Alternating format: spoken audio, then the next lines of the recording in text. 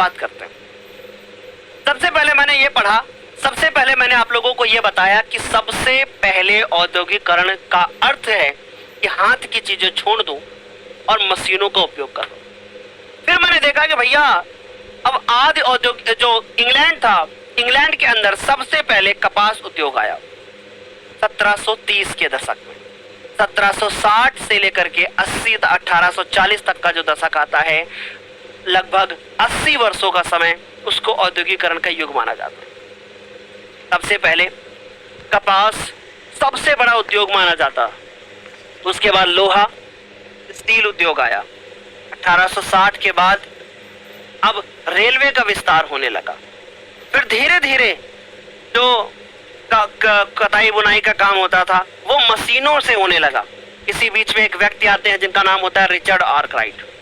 उन्होंने सूती कपड़ा मिल खोल करके उसकी रूपरेखा तैयार कर दी। सारा काम अब एक छत के नीचे होने लगा। इसी बीच में जो यूरोपीय कंपनियां हैं वो भारत आना शुरू करती हैं, क्योंकि भारत के कपड़े में अलग प्रकार की गुणवत्ता थी।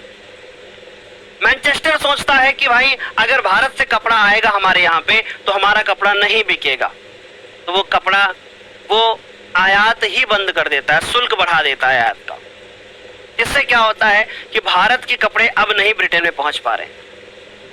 और फिर उसके बाद भारत से ही क्या लेता है, कपास लेता है, और फिर उसके बाद अपना कपड़ा बना करके ही बेच देता है भारत को। इसी बीच में हमने और मशीनें देखी, जैसे हम लोगों ने फ्लाइंग शटल देखी, इसका काम होता है बुनाई का। स्पेनिंग जेनी देखी, जो कि जेम्स हरग्यूव्स ने बनाई। कब बनाई इन्होंने? 1764 में, है ना, इन्होंने बनाई। और उसके बाद 1764 में मशीन बना करके जब इन्होंने कताई का काम आसान कर दिया, लोगों ने हथकरघा छोड़ दिया।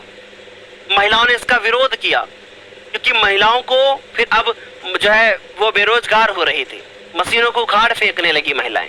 तो ये आज मैं पेरेंट्स से बात करना चाहता हूँ। आज की ये जनरेशन स्मार्ट तो बहुत है, इंटेलिजेंट भी बहुत है, पर देखा कि किस प्रकार से जो भारतीय कंपनियां हैं वो